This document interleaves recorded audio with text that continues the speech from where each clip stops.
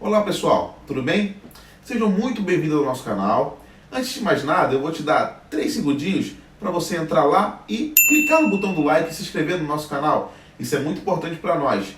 E caso você tenha algum comentário, alguma sugestão, deixe aí nos comentários. Isso é importante para o engajamento do nosso canal, tudo bem? Roda a vinheta, editor.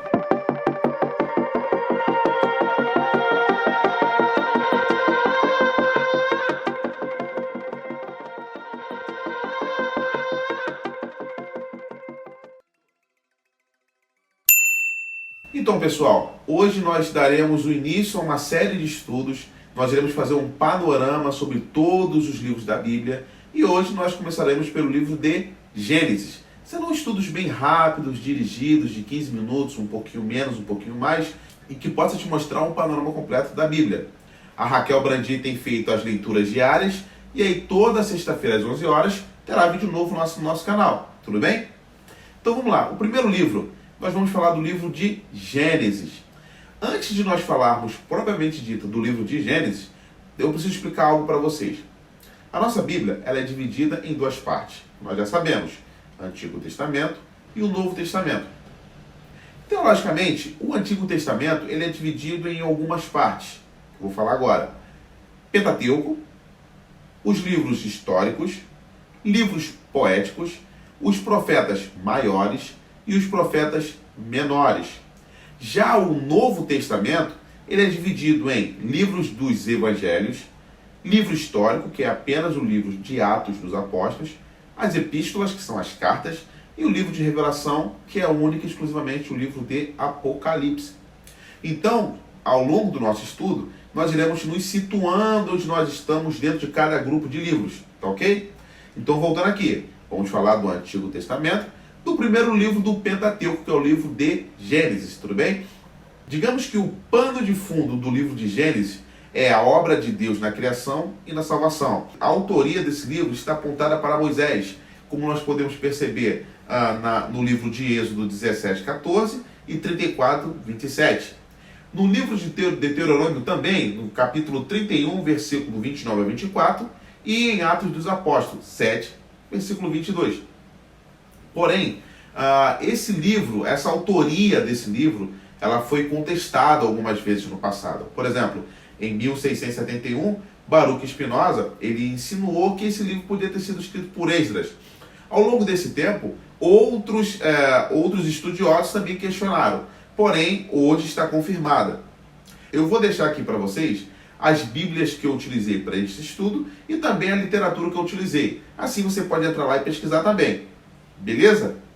A data de escritura desse livro aponta para 1688 a.C. Já tem bastante tempo. Muito provavelmente ele foi escrito no Sinai, quando Moisés ainda era pastor. Então, vamos fazer um panorama de capítulo por capítulo para nos situar dentro da história do livro. Tudo bem? Do capítulo 1 ao capítulo 11 está dedicado à história primitiva da raça humana, onde no capítulo 1 e no capítulo 2 nós iremos achar a narrativa da criação do homem. Exemplo, no capítulo 1 nós encontraremos a narrativa da criação e no capítulo 2 há uma narrativa especial para a criação do homem. Então nós lembramos que quando foi criado o universo, no livro ele vem narrando esse tipo de história, tá ok? E ele finaliza esse capítulo com a criação do homem. E lá no capítulo 2, ele se dedica a falar da criação do homem, ok? Bom, do capítulo 3 ao capítulo 6, nós podemos perceber a entrada do pecado na humanidade. Exemplo, no capítulo 3, ele vai falar um pouco da entrada do pecado, e no capítulo 4 e 6, o avanço do pecado na humanidade. Então, o homem, primeiramente, ele é criado, ele está no jardim até então, entra o pecado através da serpente, como nós já conhecemos. Esse pecado ele avança ao decorrer da humanidade, ok?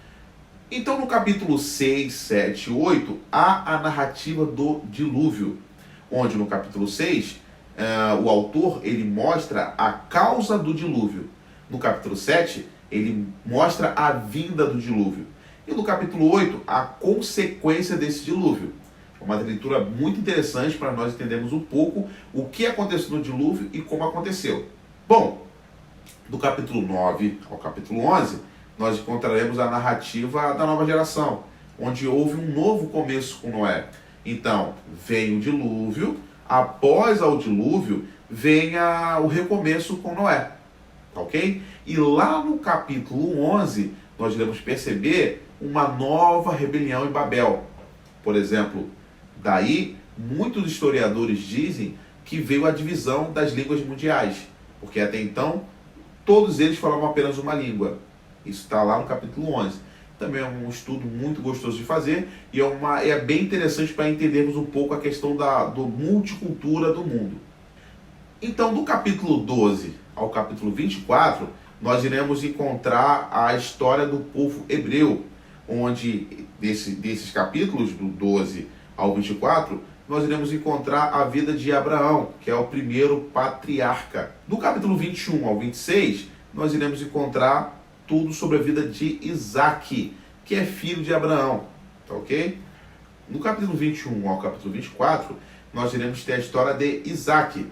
Então Abraão teve 2 filhos, primeiramente Ismael, filho de Agar, que era a escrava, e logo depois ele teve Isaac, que é filho da promessa. Ismael, segundo o livro, ele dá origem à família árabe, e Isaac, segundo o livro, ele dá descendência hebraica. Ou seja, esse livro ele vai falar exclusivamente para a linhagem de Isaac e não para a linhagem de Ismael. Bom, alguns historiadores eles vão apontar que Ismael ele é o patriarca dos árabes, né? Temos aí os muçulmanos e tudo mais. E Isaac, ele é, conforme diz o livro, ele dá origem à família hebraica, tudo bem? Então, do capítulo 27 ao capítulo 36, nós iremos ter a vida de Jacó. Quem é Jacó? Ele é filho de Isaac, ok? Você percebe que o livro ele não vai se dedicar à linhagem de Ismael, mas à linhagem de Isaac. Então ele se dedica do capítulo 27 ao capítulo 36 a narrar a história de Jacó, ok? Que é filho de Isaac, neto de Abraão, ok? E aí do capítulo 37 ao capítulo 50, ele se dedica a contar a vida de José, que é filho de Jacó, que é bisneto de Abraão. Então você percebe que o livro ele vai narrar exatamente a história dos patriarcas, desde o início da criação do universo, a criação da terra, que a terra era sem forma e vazia, a criação da natureza, a criação do homem, a queda, que vem o pecado. Do pecado, Deus anuncia um dilúvio, vem o dilúvio, Noé constrói a arca, salva parte das pessoas que queriam ser salvas, que aceitaram a profecia, e aí, quando as águas baixam, há um novo recomeço com Noé, e aí ela vai relatar a história da criação hebraica até chegar em José. José, nós já sabemos a história de José, que ele é vendido lá no Egito, e aí ele fica preso no Egito há algum tempo e tudo mais, e aí dá-se origem ao povo hebreu. Tudo bem? Então é isso, pessoal. Espero que vocês tenham gostado. Na verdade é um panorama bem rápido, é um estudo bem dirigido sobre o livro de Gênesis. Outros estudos virão. Caso você tenha alguma dúvida, caso você tenha alguma sugestão, deixa aí nos comentários. Isso é muito importante para nós, tá ok? Espero que você tenha um bom dia. Eu ia pedir agora que você baixasse sua cabeça. Nós vamos orar para que a palavra do Senhor possa penetrar no nosso coração e possa nos trazer transformação de vida. Amém? Baixe sua cabeça. Santo Deus eterno Pai, nós te agradecemos, ó Deus, porque estamos aqui nessa manhã, Pai, porque nós levantamos, ó Deus, porque nós temos razão para te adorar, Pai, porque nós temos razão para te servir, ó Deus. Muito obrigado por tudo, Pai. Que a tua palavra, Pai, seja penetrante, Pai, em nosso coração, Pai, e que nós não possamos desviar dela, Pai, nem para a direita, nem para a esquerda, Pai. Continua conosco ao longo desse dia. Nós te pedimos e agradecemos em nome de Jesus.